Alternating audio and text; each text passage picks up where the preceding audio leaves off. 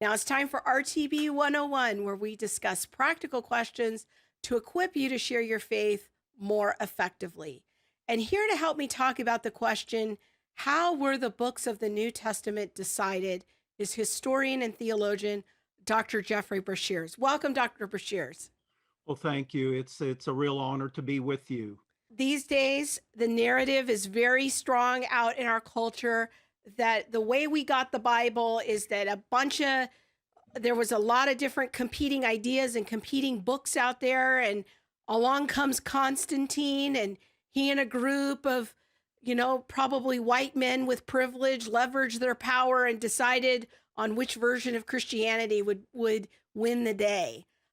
Is that really how it went down when the books of the New Testament were put together? Well, not quite, to say the least. For the first 300 years of Christian history, various scholars, clerics, and churches regarded certain books as authoritative scripture that were eventually excluded from the canon of the New Testament for various reasons. It's important, I think, to note that none of these disputed texts, however, um, and regardless of how popular they might have been in certain churches at certain times, none of these disputed texts were ever regarded as core Christian writings. They were always regarded merely as supplemental.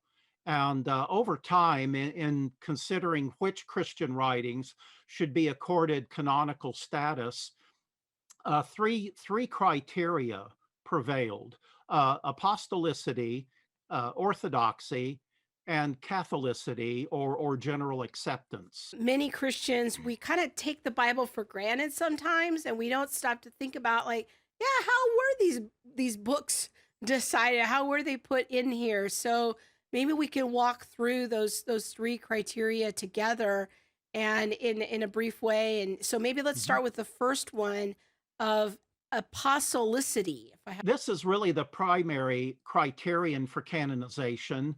In other words, was the book written by an apostle or a close associate of an apostle, such as in the Gospel according to Mark and the Gospel according to Luke, for instance? It's this factor of apostolicity that really gave these writings their unique authority. Now, by necessity, obviously, the criterion of apostolicity would require that a book was written in the first century. So this would exclude all those that came afterward. And gradually, over a period of several centuries, a consensus did develop among the foremost Christian scholars and clerics of the time that all of these post apostolic writings would be considered merely supplemental to those of the apostolic generation itself. The writings of the apostles and their associates, however, constituted what later became known as the rule of faith, by which all other writings were judged. Very good. So that's our first criteria for how a book came into being accepted as a part of the Bible. Now, walk us through this second criteria, orthodoxy.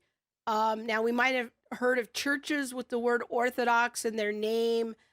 Is that what we're talking about, or does it mean something else? Well, it's a much broader than the Orthodox Christian tradition. Um, this issue of orthodoxy really is related to whether a particular writing conformed to, again, what was regarded as the rule of faith. In other words, these generally accepted core doctrines of the Christian faith as they were articulated by Jesus and propagated in the writings of the apostles and the writings of the subsequent New Testament. From the very outset of the Jesus movement, heresy and fanaticism plagued the church. So it shouldn't be surprising to find warnings against aberrant beliefs and practices throughout the New Testament. Paul's writings often address theological problems, such as the issue of the Judaizers, for instance. And also, of course, in John's writings, he's repeatedly warning against a nascent form of Gnosticism called Docetism that denied the divine nature of Jesus Christ. And so for the early church fathers, a primary criterion for canonical status was this. Is this book theologically sound and generally correlative with the rest of the apostolic literature? Or as the great evangelical scholar F.F. Bruce once emphasized in one of his books, in the canon of Scripture, what we have are the foundational doctrines of Christianity. These are the charter of the church, and they are the title deeds of the faith. And so this is what renders the biblical text unique. Great. Now let's talk about the third criteria, which I believe called catholicity. That's a new word for me. Maybe you can tell us about what that means and how that criteria works. It relates to the issue of general acceptance of particular books. Was a particular book received over time by most mainstream Orthodox or Catholic churches? And this is small o Orthodox, small c Catholic churches. But were these books accepted as authentic and authoritative? In other words, did this particular book prove itself over time to be inspirational and edifying and instructional? And so this is what we mean by the principle of catholicity.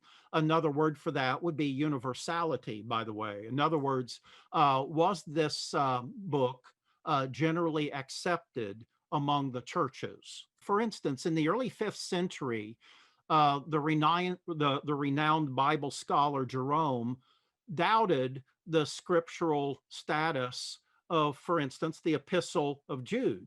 And he did that for a couple of reasons.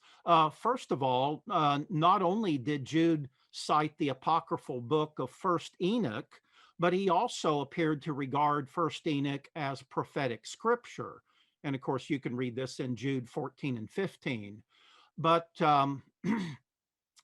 despite that, Jerome concluded, nevertheless, by age and by its usage, the Epistle of Jude has gained authority and is reckoned among the Holy Scriptures. So basically what Jerome was saying was not all the churches and not all the scholars, such as himself, were totally convinced that Jude belonged in the sacred writings of the New Testament, but it had gained general acceptance throughout the Orthodox and Catholic Christian world.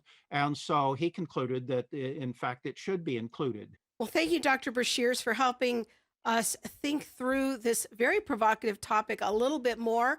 If people's interest is piqued, I want to encourage our viewers to find out more about the origin of the Bible by checking out Dr. Breshears' book, Introduction to Bibliology.